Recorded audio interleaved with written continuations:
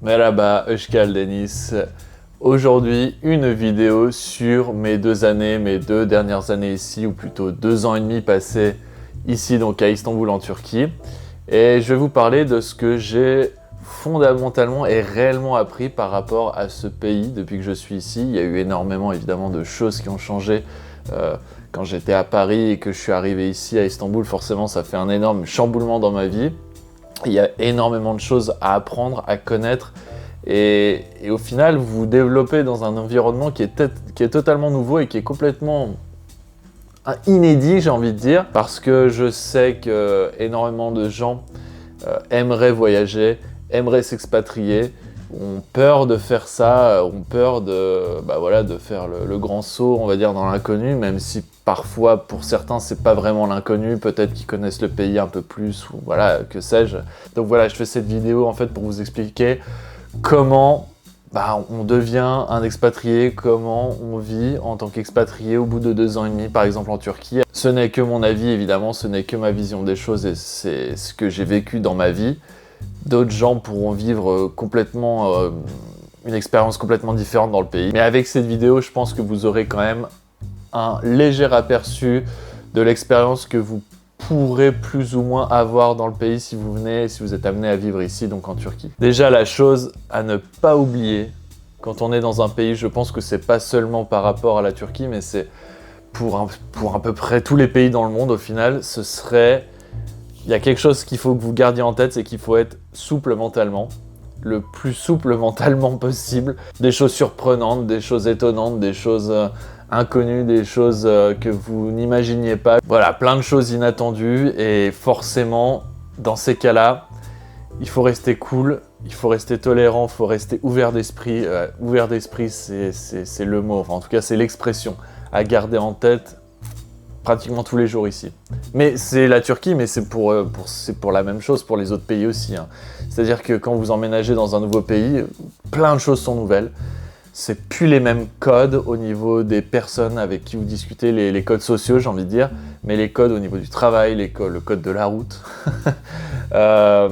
l'attitude à avoir avec telle ou telle personne, la culture, faire ci, pas faire ça. Bref, c'est tout un tas de trucs que vous devez apprendre sur le tas en fait.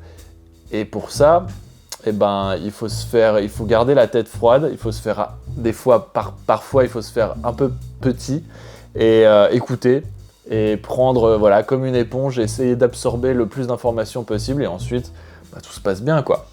Mais au début, c'est vrai qu'on est un peu lâché. C'est comme le Far West quoi. Par moment, on ne sait pas comment s'y prendre avec les gens. Ce qu'on fait, ce qu'on doit dire, etc. Mais l'un dans l'autre, ça se passe toujours quand même très bien. Par exemple ici, je vais prendre le taxi voudra pas m'amener à tel ou tel endroit. Pareil, il y a aussi des choses du style, je commande à manger et le livreur, au final, il accepte pas la carte alors qu'il est devant ma porte et j'avais bien stipulé que je payerais à la carte. Et je me retrouve face à lui, alors je suis pas bilingue, enfin je suis pas trilingue plutôt, je parle pas le turc couramment. Donc pour lui expliquer, c'est un peu compliqué. Et ensuite, il faut faire ci, il faut faire ça, et c'est pas ma langue natale ici. Donc voilà, c'est vraiment prendre sur soi, rester tolérant et rester très souple, quoi, en fait.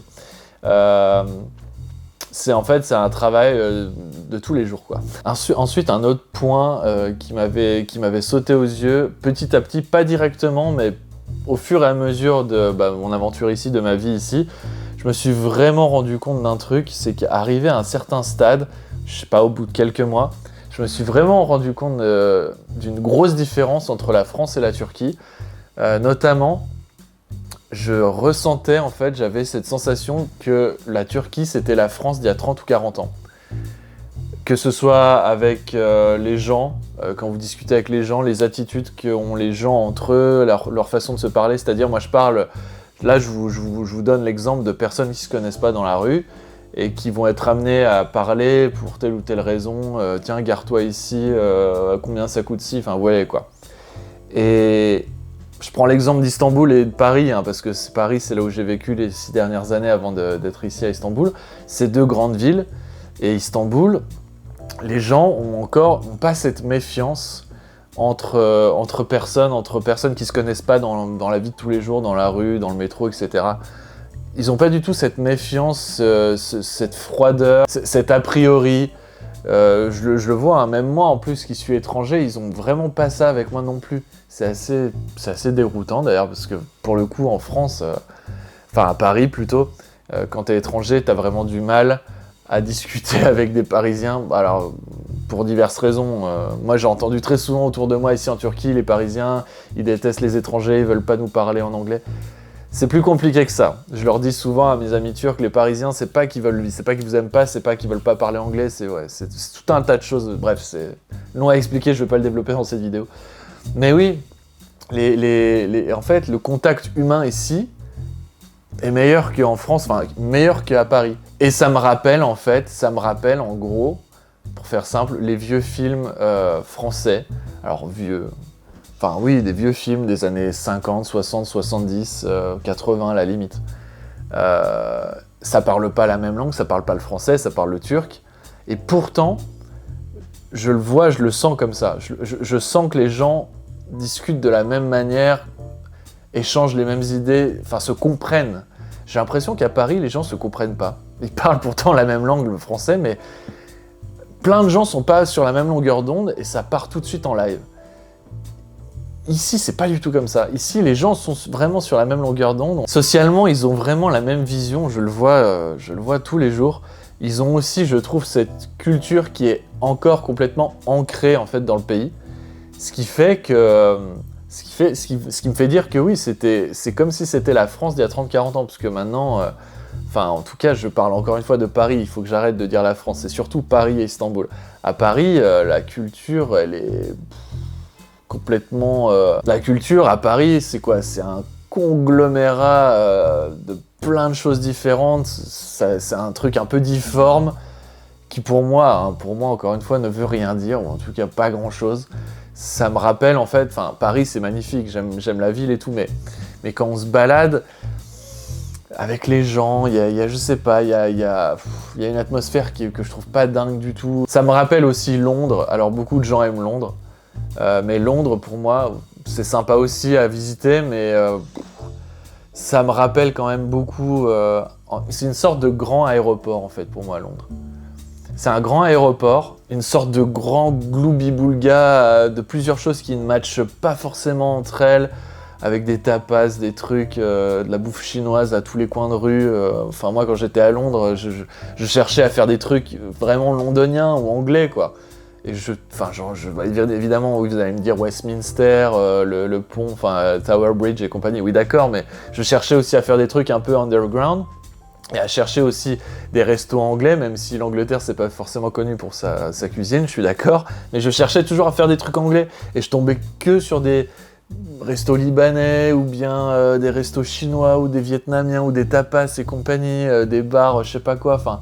Et j'étais saoulé parce que je me sentais en fait comme dans un aéroport, où tout est mélangé, et ça devient complètement impersonnel, et pour moi, ça n'a aucun charme. Et en fait, Paris, je trouve que ça prend cette voie depuis longtemps, alors que Istanbul, c'est complètement l'opposé là-dessus. Ça a gardé son empreinte, ça a gardé son âme, en fait. Voilà, l'âme d'il y a 20, 30, 40 ans. Et même si j'étais pas là il y a 20, 30, 40 ans, j'en discutais avec des potes à moi ici, et tu le sens ça. Tu le sens que ça n'a pas été mondialisé, quoi, vous voyez, comparé à plein de villes en Europe. Ça, tu le sens et tu le vois. Alors que quand tu es en Europe, bah, Paris ou Londres, les exemples que je viens de donner, c'est flagrant, quoi. Évidemment, il fallait aussi bien sûr que je parle du choc culturel, parce qu'il y a un énorme choc culturel ici, on se rend pas compte. Parce qu'on est à 2h30, 3h de vol de Paris depuis Istanbul, donc on se dit, bon, bah c'est à porte à côté, c'est à l'autre bout du continent, mais c'est pas loin en soi, c'est pas comme si on allait en Corée, en Chine ou je sais pas où. Franchement, vous vous rendez pas compte à quel point les gens voient tout un tas de choses différemment ici, comparé à nous les Français. Que ce soit sur la manière de parler à quelqu'un, d'adresser la parole à quelqu'un, que ce soit... quand on mange, les choses à dire, à ne pas faire, la façon que tu regardes quelqu'un ou pas quand tu discutes avec, enfin, vous voyez, c'est des petits détails, il y a plein de petits détails comme ça, mais je peux vous en donner des centaines, je déconne, franchement, j'exagère même pas. J'en vois toutes les semaines des nouvelles choses, des nouvelles petites choses qui me font dire que je suis pas en France.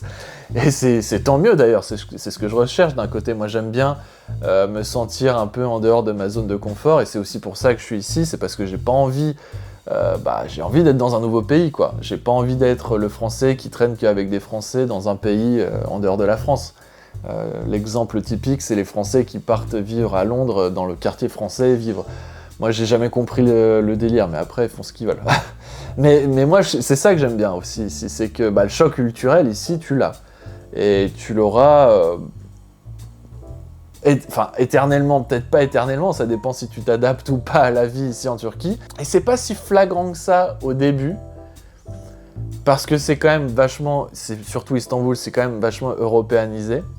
Mais si tu t'installes ici, tu le verras tous les jours, sur la vie de tous les jours, sur ce que tu fais, si tu vas travailler, si tu prends les transports, si tu rencontres du monde, enfin, vous voyez quoi, la vie de tous les jours en fait. Là, il faut vraiment tout faire par soi-même. Et ça, c'est pas une blague. Quand on emménage dans un nouveau pays, que ce soit ici ou ailleurs, à mon avis, ça change pas grand-chose. Il faut vraiment tout faire par soi-même. On va pas se cacher derrière je sais pas qui, ma mère, mon père, mon voisin, enfin, vous voyez quoi. Moi, je suis parti vivre ici, habiter ici, en solo. Donc forcément, ma mère peut m'aider financièrement et compagnie, évidemment. Je suis pas non plus, je suis pas complètement déshérité. Mais dans la vie de tous les jours, ouais, il faut se débrouiller. Et c'est un mal pour un bien, parce que ça revient aussi à booster en fait ta confiance en soi. En fait, quand tu emménages dans un nouveau pays, ça booste ta confiance. À un point que j'avais rarement atteint avant, je crois, en termes de confiance en soi. Parce que j'avais déjà réalisé ça quand j'étais parti plusieurs fois en vacances. J'avais fait des vacances en solo.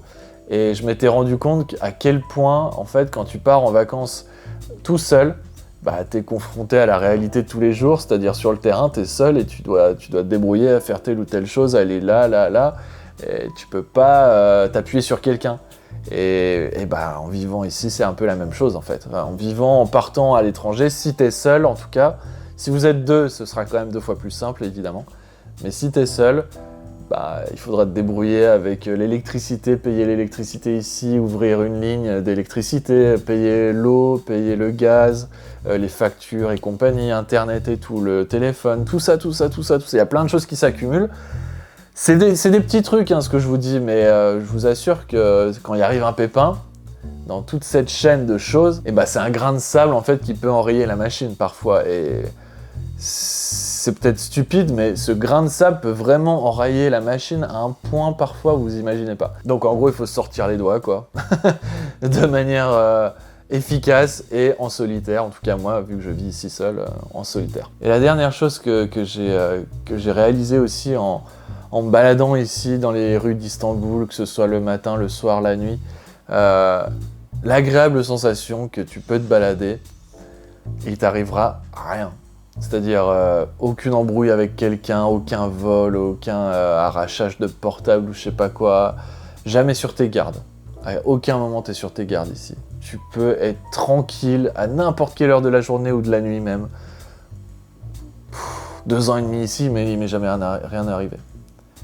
À Paris, j'ai vu des tas de trucs tout le temps, donc c'est clair, quoi. Ça change vraiment énormément. Cette chose-là, ce facteur-là change quand même vraiment la donne. Donc ça oppresse peut-être aussi à partir d'un certain moment, et t'as cette espèce dans ta tête d'autodéfense qui s'enclenche de manière reptilienne, et tu vis un peu, pas dans la peur, mais toujours, tu vois, sous le stress, sous la défensive, quoi, j'ai envie de dire. Et ici, ça n'existe pas, t'es relax tout le temps. Tu peux être stressé évidemment par tel ou tel truc, mais ça n'a aucun rapport avec ce que tu vis à Paris. T'es pas sur la défensive à avoir peur de telle ou telle chose, de ce qui va t'arriver si tu passes là. Dans le métro, tiens, il y a des pickpockets, t'entends ça dans les haut-parleurs et compagnie. Tu vois jamais ça, t'entends jamais ça à Istanbul, et franchement, ça change la vie, quoi, vraiment. au final, t'es plus à la cool, quoi. J'aurais pu rajouter plein d'autres choses, mais j'ai pas non plus envie que cette vidéo dure des heures. Vous allez pas m'écouter pendant 3 heures de temps, ça sert à rien. Je vous donne donc de manière générale ce que j'ai appris sur ces 2 dernières années, 2 ans et demi à peu près. Je vous laisse vous abonner comme d'habitude, activez la cloche, comme ça vous recevrez toutes les notifications de cette chaîne YouTube. Likez, partagez, et je vous dis donc à une prochaine vidéo. Gulé, gulé.